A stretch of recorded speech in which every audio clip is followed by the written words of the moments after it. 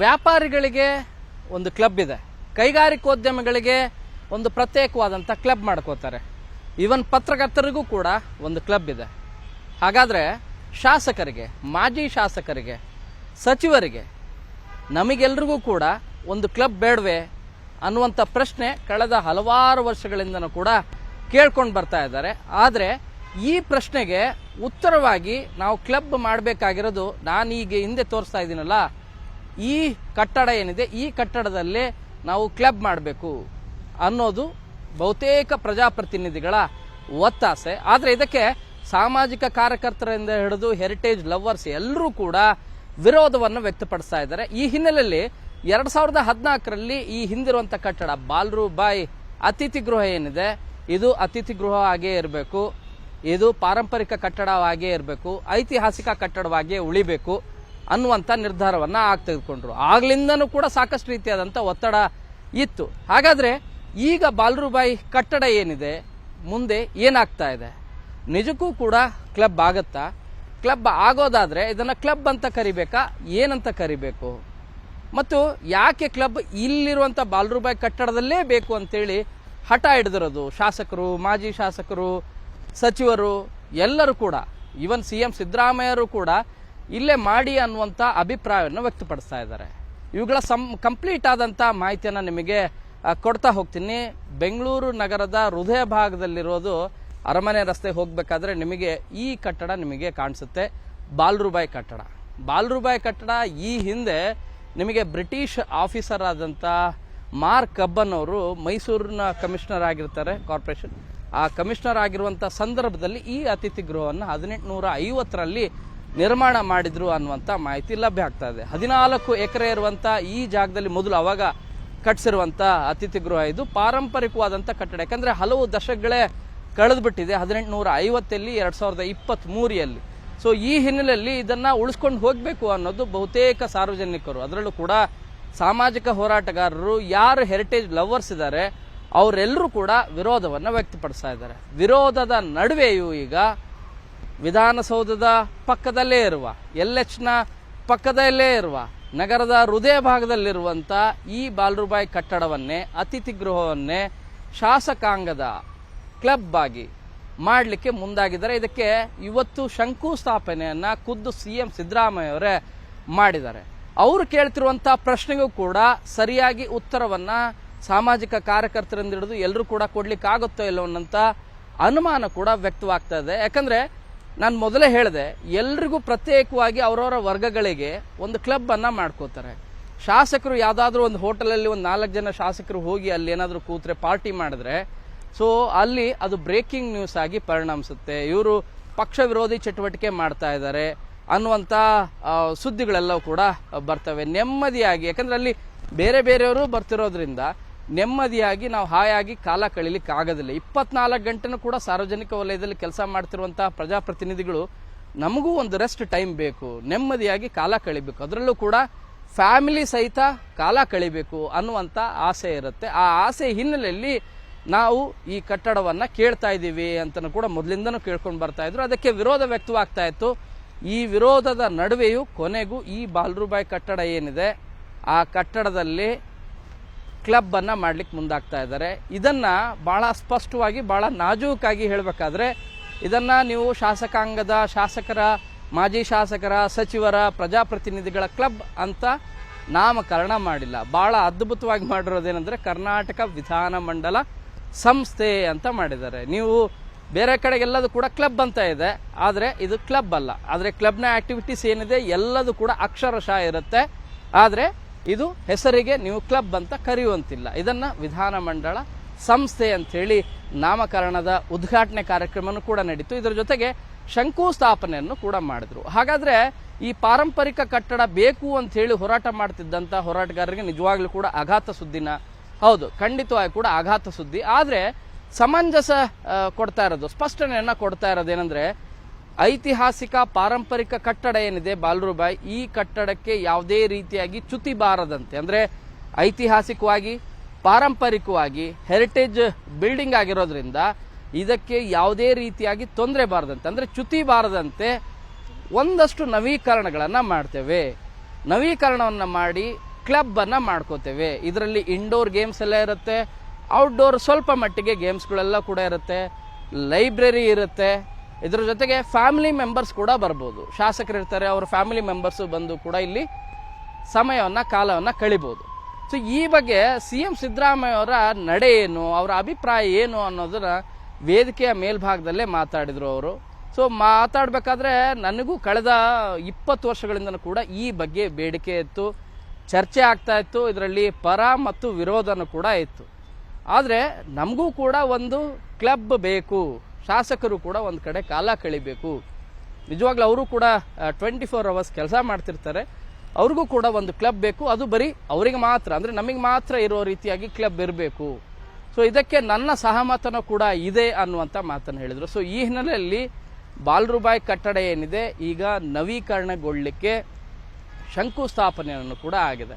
ಈ ಸಂದರ್ಭದಲ್ಲಿ CM ಸಿದ್ದರಾಮಯ್ಯ ಅವರು, ಸಭಾಪತಿ ಹೊರಟ್ಟಿಯವರು ಮತ್ತು ಸಭಾಧ್ಯಕ್ಷರಾದಂಥ UT ಖಾದರ್ ಅವರು ಹೇಳಿದಂಥ ಕೆಲ ಹೇಳಿಕೆಗಳು, ಕೆಲವು ಅವರಿಗಾದಂಥ ಅಪಮಾನಗಳು, ಅವುಗಳ ಬಗ್ಗೆನೂ ಕೂಡ ಅವರು ತಮ್ಮ ಭಾಷಣದಲ್ಲಿ ಪ್ರಸ್ತಾಪನ ಮಾಡಿದ್ದಾರೆ. ಏನೇನು ಆ ರೀತಿ ಮಾಡಿದರು ಅಂದರೆ, ಸಿದ್ದರಾಮಯ್ಯ ಅವರ ಭಾಷಣ ಅಂದರೆ ನಿಮಗೆ ಗೊತ್ತಿರುತ್ತೆ ಹೇಗೆ ಮಾತಾಡ್ತಾರೆ ಅಂಥೇಳಿ. ಅವರು ಯಾಕಂದರೆ ಜವಾರಿ ಭಾಷೆಯಲ್ಲಿ, ತಮ್ಮ ಆಡು ಭಾಷೆಯಲ್ಲಿ ಮಾತಾಡ್ತಾ ಹೇಳ್ತಿದ್ದು, ಈ ಹಿಂದೆ ನಾನು, ಉಗ್ರಪ್ಪ, ಪಾಟೀಲ್ ಇವ್ರು ಮೂವರು ಕೂಡ ಹೋಗಿ ಬೆಂಗಳೂರಿನ ಒಂದು ಕ್ಲಬ್ಬಿಗೆ ಹೋಗ್ತಾರೆ.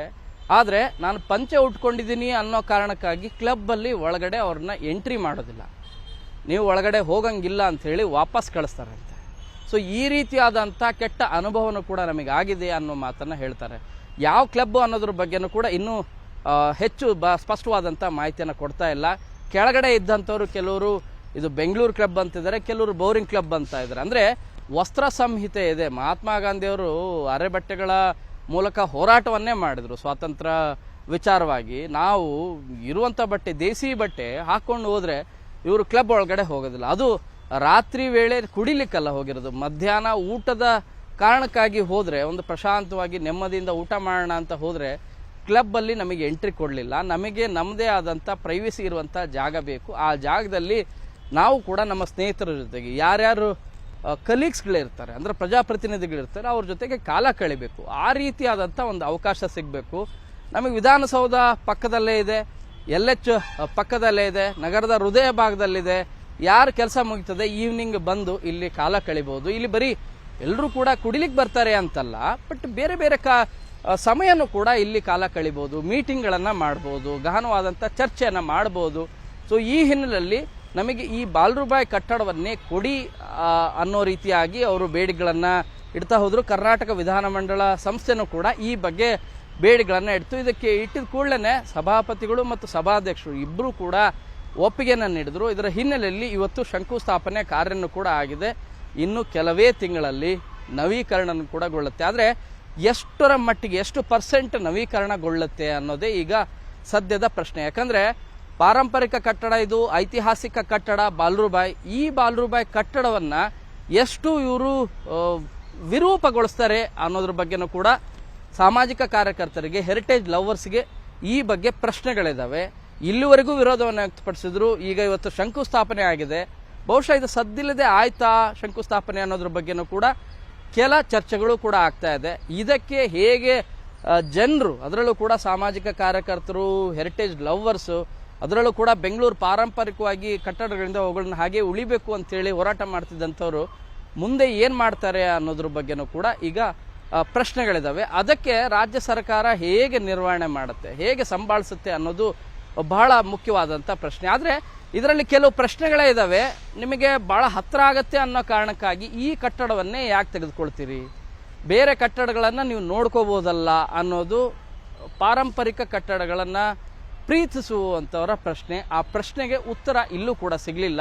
ಯಾಕಂದರೆ ಹೊರಟ್ಟಿಯವರು ಒಂದು ತಮ್ಮ ಭಾಷಣದಲ್ಲಿ ಹೇಳ್ಕೊತಾ ಹೋದರು, ನಾನು ಚಪ್ಪಲಿ ಹಾಕಿದ್ದೀನಿ ಅನ್ನೋ ಕಾರಣಕ್ಕಾಗಿ ಕ್ಲಬ್ಬಲ್ಲಿ ನನ್ನನ್ನು ಒಳಗಡೆ ಅಲೋ ಮಾಡಲಿಲ್ಲ. ಈ ಕಾರಣಕ್ಕಾಗಿ ನಾನು ಪೊಲೀಸ್ ಸ್ಟೇಷನಲ್ಲಿ ಕಂಪ್ಲೇಂಟನ್ನು ಕೊಟ್ಟು ಆನಂತರ ನಾನು ಒಳಗಡೆ ಹೋಗಬೇಕಾಯ್ತು ಕ್ಲಬ್ಬಲ್ಲಿ. ಈ ರೀತಿಯಾದಂಥ ನಮಗೆ ಅಪಮಾನ ಆಗುವಂಥ ಘಟನೆಗಳು ಕೂಡ ನಡೆದಿದ್ದಾವೆ ಅಂತಲೂ ಕೂಡ ಹೇಳಿದ್ದಾರೆ. ಅಂದರೆ ನಿಮಗೆ ಪಂಚೆ ಹಾಕಿದರೆ ಕ್ಲಬ್ ಒಳಗಡೆ ಎಂಟ್ರಿ ಇಲ್ಲ, ಚಪ್ಪಲಿ ಹಾಕಿದರೆ ಎಂಟ್ರಿ ಇಲ್ಲ, ಸೂಟು ಬೂಟು ಹಾಕಿರಬೇಕು, ಟೀ ಶರ್ಟು ಪ್ಯಾಂಟು ಈ ರೀತಿಯಾಗಿ ಹಾಕಿದರೆ ಮಾತ್ರ ಕ್ಲಬ್ ಒಳಗಡೆ ಎಂಟ್ರಿ ಅನ್ನೋದಾದರೆ ನಾವು ಶಾಸಕರಾಗಿ, ಸಚಿವರಾಗಿ, ಮುಖ್ಯಮಂತ್ರಿಯಾಗಿ ನಾವು ಇದ್ದು ಏನು ಪ್ರಶ್ನೆ ಅನ್ನುವಂಥ ಬಹುಶಃ ಆ ಪ್ರಶ್ನೆಯನ್ನು ಅವರು ಮಾಡ್ಕೊಳ್ತಾ ಇದ್ದಾರೆ. ಆದರೆ ಇಲ್ಲಿರೋದು ಪಾರಂಪರಿಕ ಕಟ್ಟಡವನ್ನೇ ಯಾಕೆ ಆಯ್ಕೆ ಮಾಡ್ಕೊಂಡ್ರಿ ಅನ್ನುವಂಥ ಪ್ರಶ್ನೆಗೆ ಉತ್ತರ ಸಿಗ್ತಾ ಇಲ್ಲ. UT ಖಾದರ್ ಅವರು ಕೂಡ ಹೇಳಿದ್ರು, ಇವನ್ ಸಭಾಪತಿ ಬಸವರಾಜ ಹೊರಟ್ಟಿಯವರು ಕೂಡ ಹೇಳಿದ್ದೇನೆಂದ್ರೆ, ಇಲ್ಲಿ ಎಲ್ಲದೂ ವ್ಯವಸ್ಥೆ ಇರುತ್ತೆ, ನಿಮಗೆಲ್ಲ ಕ್ಲಬ್ಗಳಲ್ಲಿ ಹೇಗೆ ವ್ಯವಸ್ಥೆ ಇರುತ್ತೆ ಅದೇ ರೀತಿಯಾದಂಥ ವ್ಯವಸ್ಥೆ ಇರುತ್ತೆ. ಸಂಜೆ ಪಾನೀಯವನ್ನು ಕೂಡ ಅಂದರೆ ಡ್ರಿಂಕ್ಸನ್ನು ಕೂಡ ತೆಗೆದುಕೊಳ್ಬೋದು.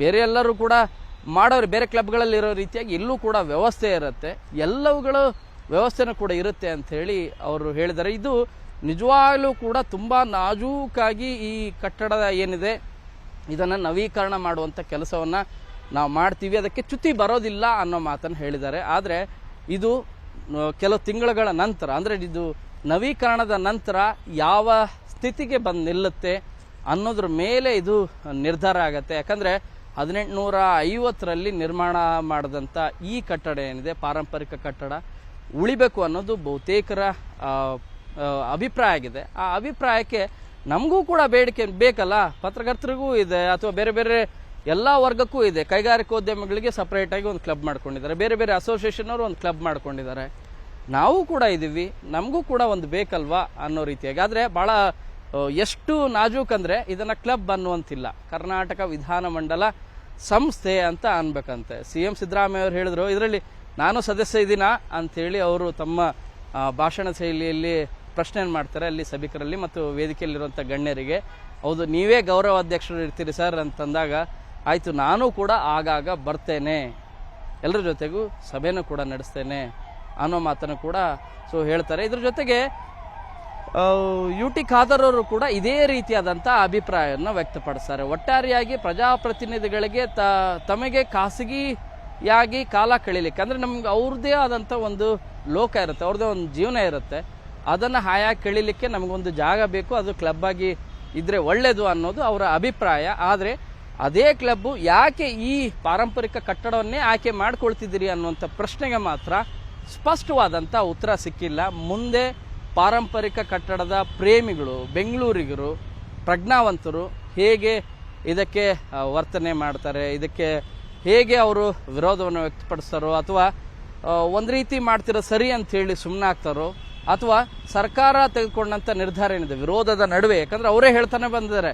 ಮೊದಲು ವಿರೋಧ ಇತ್ತು, ಚರ್ಚೆ ಇತ್ತು, ಪರನೂ ಇತ್ತು, ವಿರೋಧನೇ ಇತ್ತು, ಇದರ ನಡುವೆನೂ ಕೂಡ ನಮಗೂ ಒಂದು ಬೇಕು ಅನ್ನುವಂಥ ತಮ್ಮ ಬೇಡಿಕೆ ಏನಿದೆ ಅದನ್ನು ಇಟ್ಕೊಂಡಿದ್ರು. ಆ ಬೇಡಿಕೆ ಈಗ ಈಡೇರ್ತಿದೆ ಅನ್ನೋ ರೀತಿಯಾಗಿ ಹೇಳ್ತಾ ಇದ್ದಾರೆ. CM ಸಿದ್ದರಾಮಯ್ಯ ಅವರು ಇನ್ನೂ ಭಾಳ ಸ್ಪಷ್ಟವಾಗಿ ಹೇಳ್ತಾ ಇರೋದು, ಕರ್ನಾಟಕ ವಿಧಾನಮಂಡಲ ಸಂಸ್ಥೆಯಾಗಿ ಈ ಕಟ್ಟಡವನ್ನು ಮರು ನಾಮಕರಣ ಮಾಡ್ತಾ ಇದ್ದಾರೆ.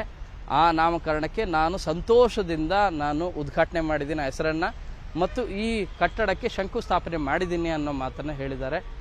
ಮುಂದೆ ಏನಾಗುತ್ತೆ ಕಾದು ನೋಡೋಣ. ನಿಮಗೆ ಈ ವಿಡಿಯೋ ಇಷ್ಟ ಆಗಿದ್ದರೆ ಲೈಕ್ ಮಾಡಿ, ಏನಾದ್ರು ಪ್ರಶ್ನೆಗಳಿದ್ದರೆ ಕಾಮೆಂಟ್ ಮಾಡಿ, ಶೇರ್ ಮಾಡೋದು, ಆ ರೀತಿ ಏನಾದರೂ ಕಂಟೆಂಟ್ ಇದೆ ಅಂತ ನಿಮಗೇನೋ ಅನಿಸಿದರೆ ಶೇರ್ ಮಾಡಿ. ಕ್ಯಾಮ್ರಾ ಪರ್ಸನ್ನ ಯೋಗೇಶ್ವರ್ ಜೊತೆ ಶರಣು ಹಂಪಿ, News 18.